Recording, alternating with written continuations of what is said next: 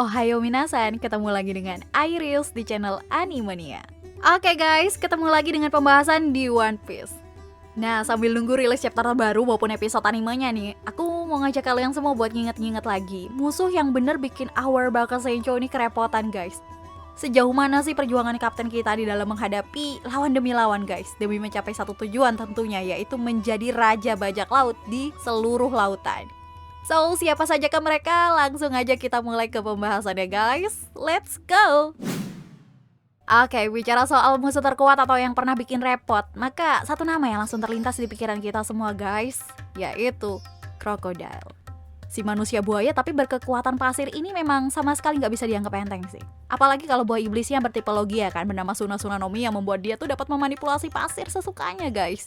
Sebagai musuh utama di Arc Alabasta, jelas mengalahkan Crocodile menjadi hal yang wajib untuk Luffy lakukan. Tapi itu tetap gak segampang kelihatannya. Semisal di pertarungan sebelum ini kita selalu disajikan gimana Luffy bisa menang lawan musuhnya, Crocodile ini seolah menjadi sosok yang berbeda guys. Luffy malahan sempat dikalahkan sebanyak 2 kali olehnya. Sekalipun di pertarungan kedua, Luffy sempat nih menyadari kelemahan dari Crocodile. Nyatanya, tapi itu belum cukup membawanya ke jalur kemenangan. Semisal di pertarungan pertama Luffy nggak ditolong Robin, ya nggak kebayang sih gimana nasibnya kan. Malahan bisa aja One Piece itu tamat di Alabasta.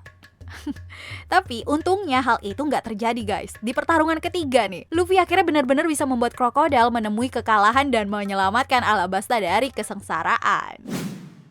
Next, daftar berikutnya nih adalah salah satu orang dari pemerintah dunia yang lagi deket-deket di chapter inilah. Bikin kita heboh pula. Yap, Rob Lucci. Dia ini merupakan musuh utama di Arc Enies Lobby. Dan kalau aku boleh jujur ya, pertarungan antara Luffy sama Rob Lucci ini jadi salah satu pertarungan yang gak pernah aku bosen buat tonton secara berulang-ulang gitu.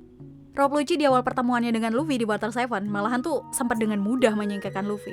Keistimewaan yang dimiliki Rob Lucci itu bukan hanya mengandalkan kekuatan buah iblis Neko-Nekonomi model leopardnya aja guys. Bukan.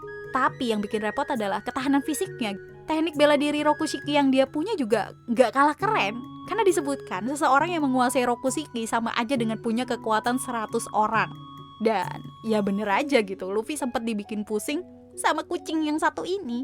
Malahan dengan Rokugan yang sempat dilancarkan, Luffy tuh bener-bener nyaris menemui kekalahan ya. Sehingga harus kita akui lah kalau Rob Lucci ini menjadi musuh yang memaksa Luffy untuk menembus batas kekuatannya. Kita diperkenalkan gimana Luffy menggunakan Gear Second di pertarungan ini. Dan berkat semangat yang terus diberikan para nakama kepada dia nih, menjadi penyemangat lagi untuk Luffy bangkit dari keterpurukannya.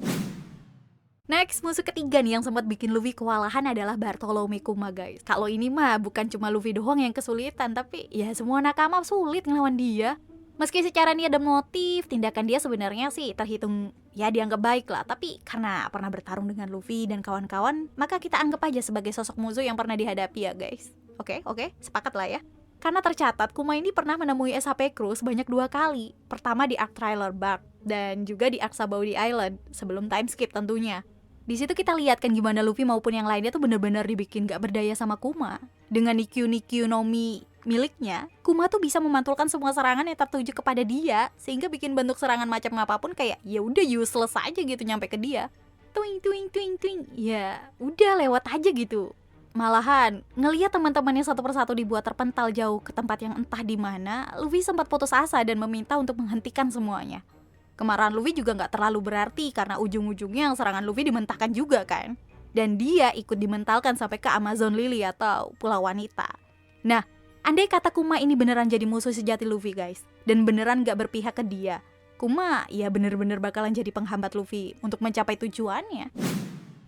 Next berikutnya merupakan kepala penjara Impel Down. Penjara yang disebut sebagai neraka dunianya bajak laut. Iya, dia adalah Magellan guys. Melihat status dia sebagai kepala penjara tentu dong kita harus paham bahwa pasti dia punya kekuatan yang luar biasa. Karena bajak laut yang dibawa hingga ke Impel Down adalah bajak laut dengan segudang kasus, terus rekam jejak kekuatannya itu mengerikan guys. Menjaga semua deretan nama-nama tadi ya tentu nggak bisa sembarang orang yang ngejaga mereka gitu. Dan Magellan terpilih nih untuk menjalankan tugas yang gila itu. Nah, pertarungan antara Luffy dan Magellan berjalan dengan sangat-sangat alot lah. Karena Magellan adalah pemakan buah iblis tipe Paramecia yang bernama Doku Nomi kan, yang memungkinkan dia itu untuk bisa memanipulasi racun. Penyelundupan Luffy di Impel Down yang akhirnya ketahuan memaksa keduanya nih untuk saling beradu kekuatan. Luffy mengerahkan seluruh kekuatan terbaiknya termasuk melancarkan Z Bazooka ke Magellan. Namun di saat yang bersamaan menerima racun yang udah disiapkan oleh Magellan sendiri. Luffy ini bahkan sempat KO guys di pertarungan ini. Nasib baiknya ada Bon Clay yang berhasil membawanya melarikan diri dan menemui Ivankov untuk disembuhkan. Di pertarungan selanjutnya, meski udah dibantu Mr. Tree dan sejumlah tahanan lainnya, Luffy tuh gak bener-bener berhasil melumpuhkan orang ini. Karena berkat bantuan Ivankov dan aksi heroik dari Bon Clay, Luffy dan tahanan-tahanan lainnya nih bisa melarikan diri dari kekuatan gilanya Magellan. Oke, kita beralih ke musuh yang Luffy temui after time skip guys. Dan dari sekian nama, aku mencatatkan nama Don Quixote Doflamingo. Ya, sosok yang disebut diperkenalkan secara misterius dengan julukan Joker ini sih layaklah masuk musuh yang dikalahin dengan usaha yang susahnya tuh minta ampun. Selain kemampuan bertarungnya, Dovi ini juga terkenal akan kelicikan terus kejeniusannya gitu dalam mencapai sebuah tujuan. Bahkan rencana Law untuk membuat Doflamingo turun dari si Chibukai aja, ya dengan mudah masih bisa ngegocek dia nih dengan memanfaatkan relasi yang dia punya. Kan suwe ya kan? Dia aman gitu. Dalam pertarungan pun Dovi juga sama nyebelin ya. Buah Ito-Itonomi miliknya nih bisa dia sulap menjadi senjata yang mematikan terus serbaguna pula. Belum lagi gimana dia memperlihatkan konsep Awakening Devil Fruit-nya dia membuat semua benda itu bisa menjadi benang. Luffy itu sampai harus menggunakan Gear Fort untuk menghabisinya. Tapi kalian semua tentu tahu, di percobaan pertama itu belum cukup ampuh kan. Sebagai efek penggunaan dari Gear Fort, Luffy aja sampai harus memulihkan diri dulu selama kurang lebih 10 menit.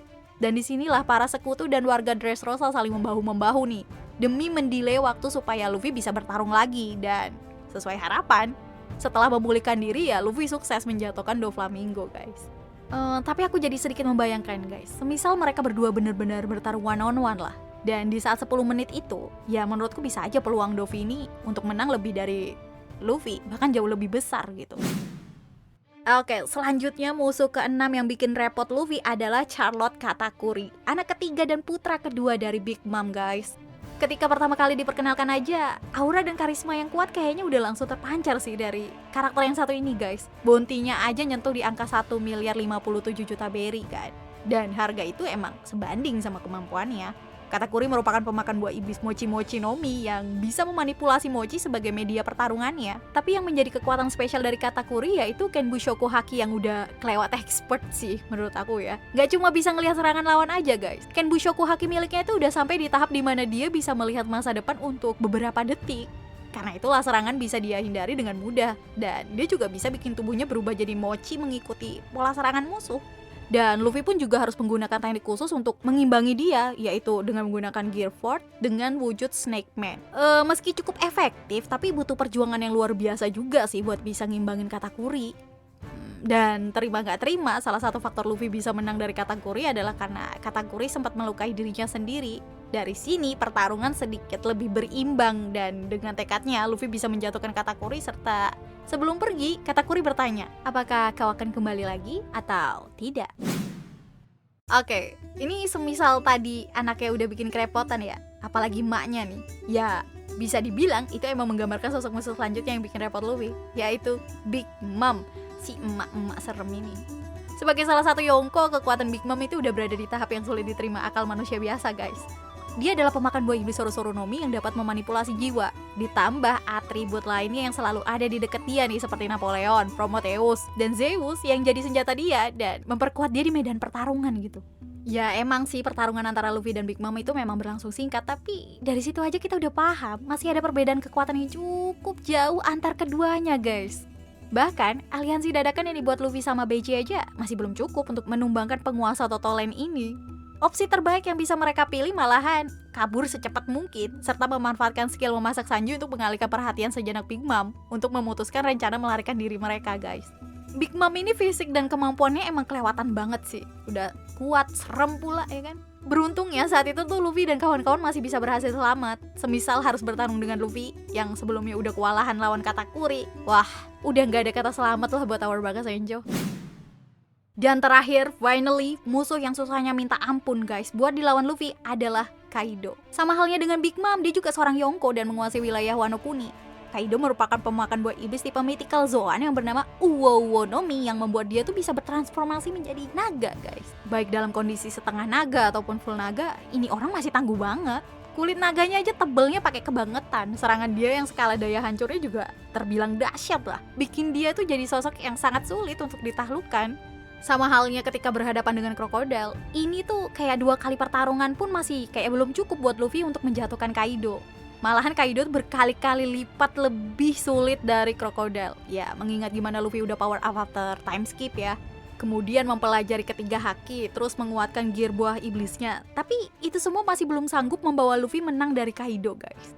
Selain buah iblisnya, Kaido juga mahir menggunakan haki. Dan kita bisa lihat sendiri, Luffy juga sampai harus mengeluarkan seluruh kemampuan terbaiknya demi bisa mengimbangi dan mengalahkan Kaido. Sampai-sampai insiden pertarungan membelah langit pun tercipta. Tapi sebelum Oda Sensei berkehendak nih, kemenangan Luffy yang sekilas sudah terlihat hilalnya. Aduh, ya masih belum bisa kita pastikan ya guys. Seenggaknya gimana proses Luffy bisa sampai ada di titik ini menjadi tanda lah kalau Kaido yang memang terbukti sebagai makhluk terkuat di darat, lautan, dan langit. Oke lah guys, itu dulu yang bisa aku sampaikan di perjumpaan kita kali ini.